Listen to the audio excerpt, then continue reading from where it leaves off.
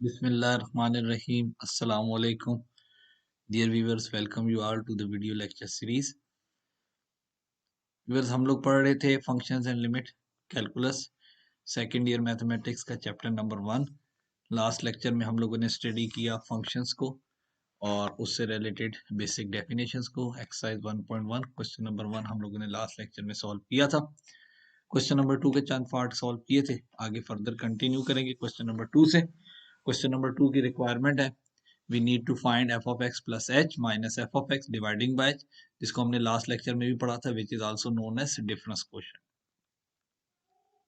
जिसके लिए एक और वर्ड भी यूज होता है, that is difference quotient। ठीक है, so क्वेश्चंस आपको इस तरीके से भी आ सकता है, find the difference quotient where f of x is equals to this। कोई भी एक f of x कोई भी फंक्शन की वैल्यू दे सकता है। तो बेसिकली हमने क्या करना है, हमें ये जो f of x गिवन है, हमने इसकी मदद से इसको यूज करते हुए इस डिफरेंस क्वोशिएंट की वैल्यू एवेलुएट करनी है। सो हम सॉल्यूशन की तरफ मूव करते हैं।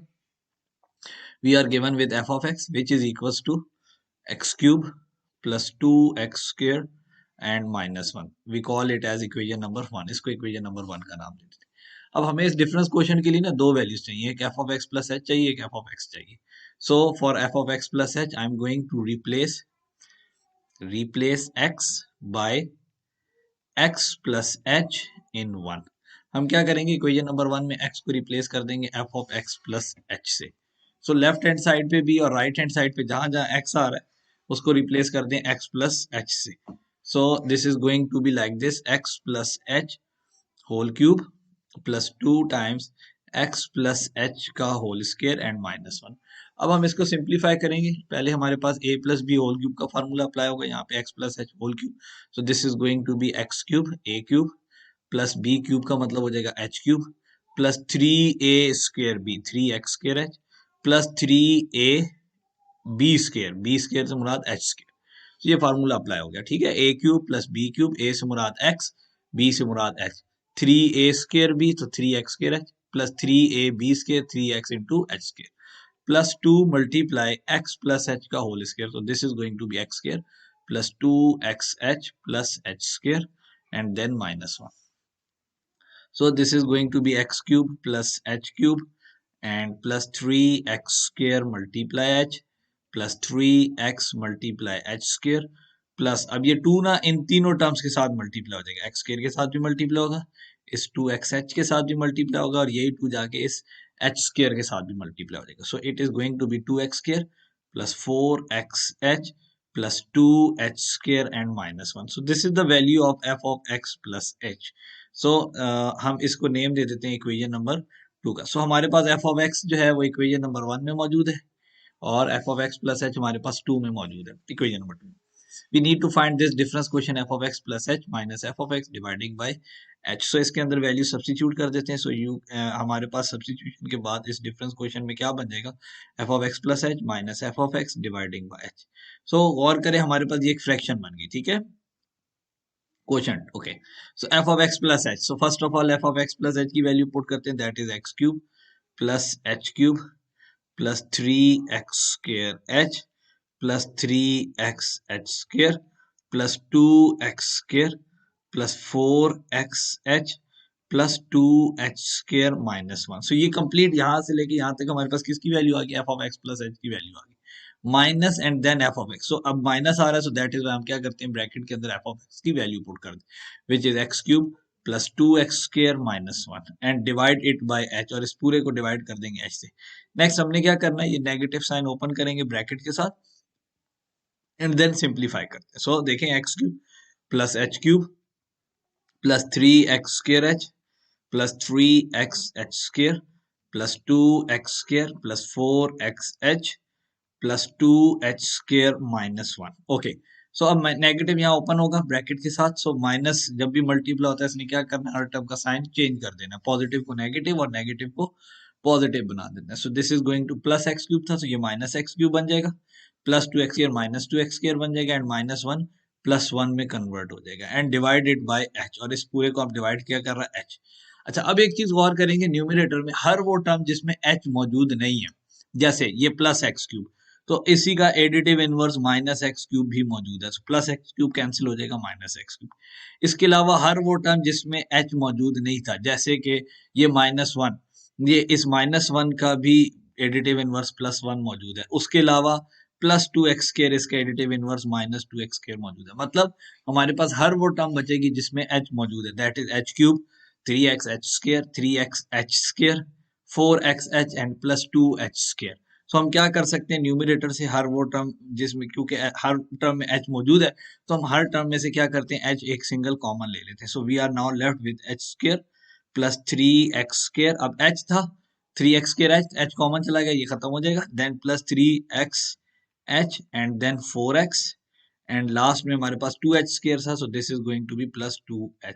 ये हमारे पास न्यूमिनेटर है, एंड डिवाइडेड बाय डिनोमिनेटर, और डिनोमिनेटर में भी h मौजूद था, तो ये h और ये h कैंसिल आउट हो गए। सो this is the answer for difference question. तो हमारे पास रिजल्ट क्या बन रहा है, मैं यहाँ सेपरेटली लिख लेता हूँ। We are now left with f(x) plus h minus f(x) dividing by h। इस पूरे की वैल्यू, इस डिफरेंस क्वेश्चन की हमारे पास वैल्यू क्या आ रही है, h² plus 3x² plus 3xh plus 4x plus 2h। ये हमारे पास कंप्लीट आंसर बन जाएगा इस डिफरेंस क्वेश्चन का। फिर हमारे पास दो एग्जांपल बुक्स में मौजूद हैं जो जो ट्रिग्नोमेट्रिक फंक्शन को डील कर रही है सेम डिफरेंस क्वेश्चन के लिए, तो उनमें से भी सॉल्व कर लेते हैं। हमारे पास नेक्स्ट एक्सप्रेशन है f(x) is equal to sin x। तो मैं यहां से इसको रेस कर देता हूँ। सो अब हमें इस f(x) is equal to sin x के लिए इस डिफरेंस क्वेश्चन की वैल्यू फाइंड आउट करनी है। सो इसका सोल्यूशन फाइंड आउट करते हैं। So we are given with f(x) which is equals to sin x. Okay, I'm calling it as equation number 1. Okay, second हमें जो एक्सप्रेशन, ये f(x) हमारे पास मौजूद है, f(x) प्लस h कैलकुलेट कर लेते हैं। तो f(x) प्लस h का मतलब क्या हो गया, आपने जस्ट इक्वेशन नंबर 1 में x को रिप्लेस कर देना है by x plus h। So now it is going to be sine, जिसके एंगल में चेंज आ जाएगा x plus h। Okay, this is equation number 2, ये हमारे पास इक्वेशन नंबर 2 बन जाएगी। And now using these values in difference question which is f(x) plus h minus f(x) dividing by h, इस डिफरेंस क्वेश्चन में values put कर देते हैं। सबसे पहले आप गौर करेंगे, ये फ्रैक्शन है, एंड फ्रैक्शन में सबसे पहले वैल्यू न्यूमरेटर में आपके पास किसकी आएगी, f(x) plus h। f(x) plus h की वैल्यू लिख देते हैं which is sin x plus h minus f(x). f(x) की वैल्यू हमारे पास इक्वेशन नंबर 1 में मौजूद है which is sin x, and इस दोनों को डिवाइड क्या कर रहा है, h। अच्छा, अब न्यूमरेटर में देखिए, दो ट्रिग्नोमेट्रिक फंक्शन सब्ट्रैक्ट है and they are similar trigonometric functions of sine, दोनों साइन के फंक्शंस, एंगल डिफरेंट है। So we have a formula जिसमें हम लोग सम और डिफरेंस को कन्वर्ट कर देते थे प्रोडक्ट में। आपने फर्स्ट ईयर में पढ़ा है 10th चैप्टर में sine p minus sine q, sum और डिफरेंस को कन्वर्ट करने का प्रोडक्ट में। So sine p minus sine q, this is equal to 2 cos p plus q dividing by 2 multiply sine, जिसके एंगल में क्या आ जाता है, मैं तो सेपरेटली लिख लेता हूँ स्पेस कम होने की वजह से, p plus Q dividing by 2। ठीक है, ये हमारे पास साइन का एंगल है, ये मैंने यहाँ ऊपर लिख दिया।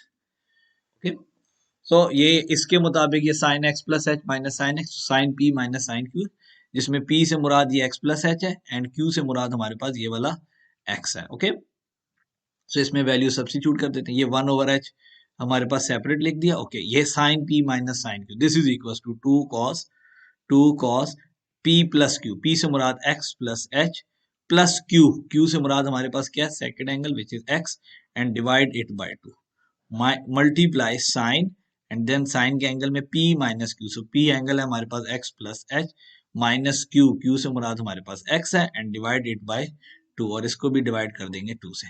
सो आप देखेंगे यहाँ x और x आपस में कैंसिल आउट हो जाएंगे, यहाँ ये x और x ऐड हो गए 2x plus h, so LCM break करते हैं। So we are left now with 1 over h multiply 2 cos, अब देखें न्यूमरेटर में x प्लस x 2x, जब 2 से डिवाइड होगा तो x बनेगा, and this is h by 2, ये हमारे पास cos का एंगल बन जाएगा, मल्टीप्लाई साइन, और इधर साइन का एंगल क्या बनेगा, जस्ट h डिवाइडिंग बाई 2, और इस पूरे के साथ क्या आ रहा है, 1 over h। So this is the answer for difference question f(x) plus h minus f(x) dividing bye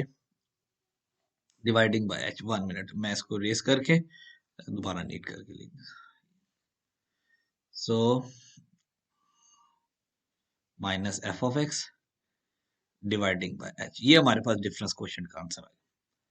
ठीक है, फिर इसके बाद एक और ट्रिग्नोमेट्रिक फंक्शन है आपके पास जो पंजाब टेक्स्ट बुक बोर्ड में गिवन है, दैट इज जब एफ ऑफ एक्स की वैल्यू हमारे पास कॉस एक्स होगी। सो वो आप खुद ट्राई कर सकते हैं। हम नेक्स्ट मूव करते हैं क्वेश्चन नंबर 3 की तरफ। ओके, क्वेश्चन नंबर 3 में again the relation between dependent and independent variable. So we need to express the perimeter P of a square as a function of its area. Okay, let's say we have a square, हमारे पास ये एक square है। Okay, और इस square का जो area है हमें कहता है, इसका पेरीमीटर की फर्स्ट ऑफ ऑल बात करते हैं। पेरीमीटर किसको कहा जाता है? लेट्स से इसकी हर साइड की लेंथ x है। ओके, सो ये स्क्वायर है तो हर साइड की लेंथ इक्वल होगी, that is x। We need to express p, perimeter को, पेरीमीटर p, पेरीमीटर को डिनोट किससे करना है? कैपिटल P से, ऑफ स्क्वायर, इस स्क्वायर के पेरीमीटर को as a function of its area, और एरिया के आगे लिखा हुआ है capital A, it means area को हम लोग डिनोट कर रहे हैं कैपिटल ए से। सो मैंने एक, मुझे बेसिकली इस क्वेश्चन में ये कहा जाता है एक इक्वेशन निकालना है जिसमें कौन सी दो क्वांटिटीज आपस में रिलेट हो रही हो, polynomial, perimeter and area of the function, area of the square. ठीक है, मतलब हमें एक ऐसी इक्वेशन चाहिए जिसमें एरिया और area of the square and perimeter आपस में इन्वॉल्व हो। ऑलराइट, ओके, सो ओके, सो हम क्या करते हैं, हमने एज्यूम कर लिया कि एक स्क्वायर है which have all the sides of length x। Okay, इसी तरीके से स्टार्ट करते हैं। Let x be the length of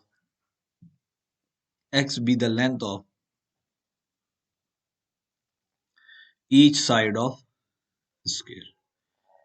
okay, square की हर साइड की लेंथ जो है वो x है। तो अब पेरीमीटर किसको कहते हैं? पेरीमीटर कहा जाता है इस बाउंड्री की लेंथ को। ठीक है, जो स्क्वायर है ना, कोई भी पॉलीगॉन है जिसके एजेस होते हैं, तो कोई भी पॉलीगॉन है उसकी मैनी साइडेड फिगर जिसके एजेस हो, triangle, square, rectangle, pentagon, hexagon, heptagon and so on, उनकी बाउंड्री की जो लेंथ है ना, that is basically known as perimeter. So square की फोर साइड में all are equal in length, x plus x plus x plus x, चारों sides को add up करेंगे तो हमारे पास रिजल्ट आ जाएगा 4x। ओके, मैंने यहाँ पे एक ही सेपरेशन पे एरिया की भी साथ बात कर लेता हूँ। अब एरिया ऑफ स्क्वायर क्या होता है? Length into width. तो ये स्क्वायर है, स्क्वायर की लेंथ और विड्थ दोनों बराबर होती है, तो x multiply x, this is going to be x square, and this is, I call this one as equation number 1 and this one as equation number 2। But अब गौर करें, इस इक्वेशन नंबर 1 में पेरीमीटर लिखा हुआ है इन टर्म्स ऑफ x, मतलब perimeter में किसका फंक्शन है? x का, साइड ऑफ द स्क्वायर का। इक्वेशन नंबर 2 में आप देखते हैं तो इक्वेशन नंबर 2 में area a is a function of x, area किसकी इक्वल है? x square. एरिया की इक्वेशन किसकी टर्म में लिखी हुई है? x की टर्म में। सो दोनों इक्वेशन नंबर 1 और 2 both are depending on x, हमारे पास किस पे डिपेंड कर रही है? x पे। जबकि हमें क्वेश्चन के मुताबिक क्या चाहिए? एक ऐसी इक्वेशन चाहिए जिसमें पेरीमीटर p और एरिया a होना चाहिए। तो मुझे p और a को रिलेट करना है, तो उसके लिए आसान तरीका क्या है? आप क्या करें कि जिस वेरिएबल के ऊपर ये दोनों डिपेंड कर रहे हैं, जैसे यहाँ पे x पे डिपेंड कर रहे हैं, तो आप क्या करें, x की वैल्यू निकाल के किसी एक वेरिएबल में से, किसी एक इक्वेशन में से दूसरे में सब्स्टिट्यूट कर दें। For example in equation number 1 we have from 1, हमारे पास क्या है? x की वैल्यू क्या बन जाएगी? p by 4 is equal to x, using it in equation number 2। इसी को यूज कर लें, using it in equation number 2, इसको सब्स्टिट्यूट कर दें इक्वेशन नंबर 2 में। सो इक्वेशन 2 इंप्लाइज, देखें 2 क्या बन जाएगी? a is equal to x square, जबकि x की जगह क्या आ जाएगा? x की जगह आ जाएगा ये p by 4। So this is going to be p by 4 and whole square, and this is going to be a is equal to p square dividing by 60। सो हमारे पास एक ऐसी इक्वेशन आ गई जिसमें एरिया a और पेरीमीटर p आपस में इन्वॉल्व है। ठीक है, सो हमें ऐसी इक्वेशन चाहिए थी जिसमें एरिया और पेरीमीटर आपस में इन्वॉल्व होता, that was the required equation, that is a is equal to p square dividing by 16। तो इसका मतलब क्या है?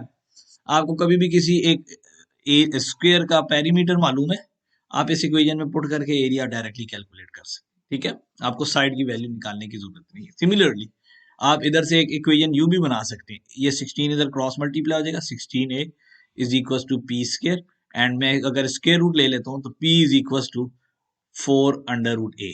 इसका मतलब क्या हो गया कि अगर आपके पास a की वैल्यू मालूम है, आप इक्वेशन नंबर a से मुराद एरिया ऑफ स्क्वायर मालूम है, आपने पेरीमीटर कैलकुलेट करना है, आप डायरेक्टली इस इक्वेशन में सब्स्टिट्यूट करें, आपके पास आंसर आ जाएगा। सो यहाँ पे हमने एरिया को एक्सप्रेस किया इन टर्म्स ऑफ p, ये इस इक्वेशन में, और यहाँ हमने पेरीमीटर को एक्सप्रेस किया इन टर्म्स ऑफ एरिया के टर्म्स में। Similarly we have another question, मैंने एक और क्वेश्चन लिख लिया आपके सामने, that is express the area capital A of a circle as a function of its circumference. अब हमारे पास ये एक सर्कल है, ठीक है, और सर्कल का रेडियस है, लेट्स से दिस इज रेडियस r, ठीक है, या मैं रेडियस को भी एक्स से डिनोट कर देता हूँ, ठीक है, r is equal to x, radius is equal to x.